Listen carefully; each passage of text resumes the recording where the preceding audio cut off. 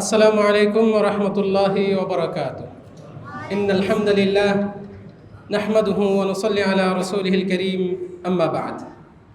আল্লাহ সুবহানাহু ওয়া তাআলার দরবারে প্রশংসা আদায় করছি, যিনি আমাদেরকে এত সুন্দর পরিবেশে, দ্বীনি পরিবেশে এই মসজিদে উপস্থিত হয়ে দ্বীনের কিছু কথা শোনার এবং বলার তৌফিক দান করেছেন।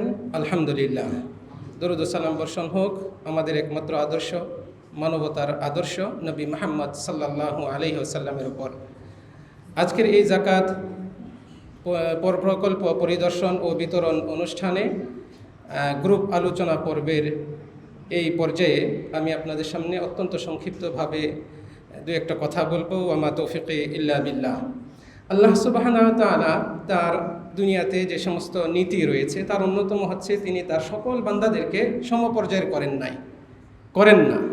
তাদের কাউকে সম্মানিত করেন, তুলনামূলক কেউ সম্মানের দিক থেকে নিচু অবস্থানে থাকে।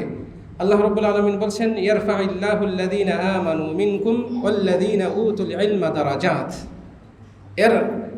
এখানে আল্লাহ সুবহানাহু ওয়া তাআলা বলছেন যে তোমাদের মধ্য থেকে যারা ঈমান আনে এবং যাদেরকে জ্ঞান দেওয়া হয়েছে তাদেরকে আল্লাহ রাব্বুল আলামিন বহু সম্মানে সম্মানিত করেন, তাদের সম্মান বর্ধিত করেন, উঁচু করেন।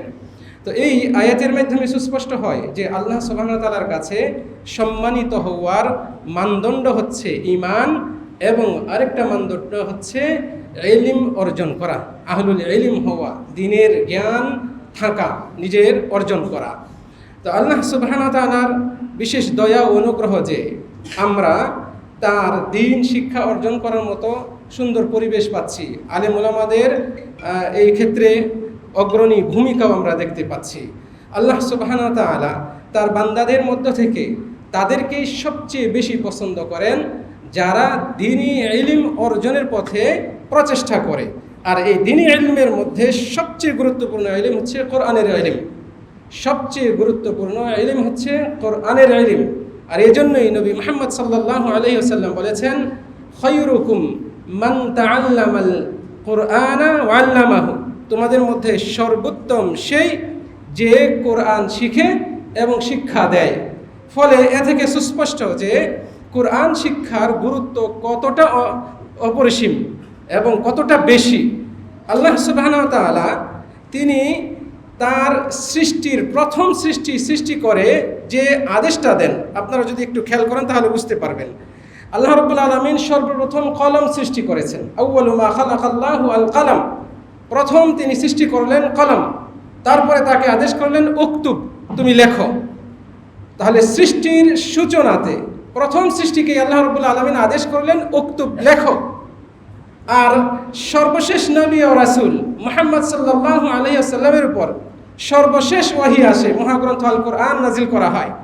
আর এই কোরআনের প্রথম যে বাণী ওহী আল্লাহ রাব্বুল আলামিন নাজিল করেন, সেখানে প্রথম শব্দটা হচ্ছে ইকরা, পড়ো। তাহলে উকতুব, তুমি লেখো, ইকরা, তুমি পড়ো। পড়া ও লেখা এটা কত গুরুত্বপূর্ণ আল্লাহ রাব্বুল আলামিনের কাছে, এই দুইটা বিষয় মিলালে আমাদের কাছে স্পষ্ট হয়ে যায়। আর এই পড়ালেখার মধ্যে সর্বশ্রেষ্ঠ হচ্ছে কোরআন এবং সুন্নাহের ইলম অর্জন করা। আর এই জন্যই নবী মুহাম্মদ সাল্লাল্লাহু আলাইহি ওয়াসাল্লাম বলেছেন, খায়রুকুম মান তাআল্লামাল কুরআনা ওয়া আল্লামাহু। আল্লাহ সুবহানাহু ওয়া তাআলা কোরআন মাজিদে নবী রাসূল ছাড়া অন্যান্য যে সমস্ত মনীষীদের কথা উল্লেখ করে তাদেরকে সম্মানিত করেছেন, তাদের সবাইকে আল্লাহ রাব্বুল আলামিন সম্মানিত করেছেন বিশেষ একটা কারণে। সেটা হচ্ছে তাদের মধ্যে ইলম ছিল, তাদের মধ্যে ইলম ছিল। খিজির আলাইহিস সালাতু ওয়াস সালাম বিশুদ্ধ মতে তিনি নবী ছিলেন না, কিন্তু আল্লাহ রাব্বুল আলামিন তার কথা সূরা কাহফে উচ্চারণ করেছেন, তার বিশেষ ইলমের কারণে তিনি এই মর্যাদা পেয়েছেন। তালুত, তার কথা আল্লাহ রাব্বুল আলামিন কোরআনে বিশেষ করে সূরা বাকারায় আলোচনা করেছেন। তার ইলম ছিল, তিনি বাসতাতান ফিল ইলমি ওয়াল জিসম, আল্লাহ বলেছেন তিনি ইলমে খুব পারদর্শী ছিলেন, অনেক জ্ঞানী ছিলেন, অনেক বেশি অভিজ্ঞতা রাখতেন। আল্লাহ রাব্বুল আলামিন তাকে সম্মানিত করেছেন। লোকমান হাকিম, বিশুদ্ধ মত, যদিও দ্বিমত রয়েছে আলেমদের মধ্যে তিনি নবী ছিলেন কিনা, কিন্তু অনেকেই বলেছেন তিনি নবী ছিলেন না। তাকেও আল্লাহ রাব্বুল আলামিন সম্মানিত করেছেন তার ইলমের কারণে। তার নামেই একটা সূরা নাজিল করেছেন, আমরা মুসলমানগণ তাকে লোকমান হাকিম বলে জানি। তাহলে ইলমের কদর আল্লাহ রাব্বুল আলামিন করেছেন, এবং সেই ইলম হবে শরঈ ইলম।